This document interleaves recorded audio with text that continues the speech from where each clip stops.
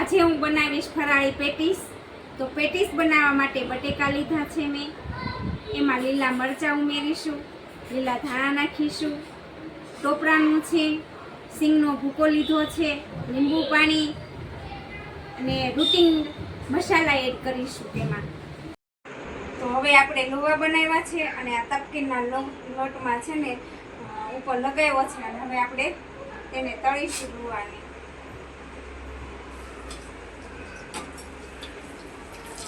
તળાઈ જાય એટલે આપણી પેટીસ તૈયાર। આપણી પેટીસ તળાઈને તૈયાર થઈ ગઈ છે, તો એને આમલી સાથે ખાઈ શકો। સારી લાગે છે?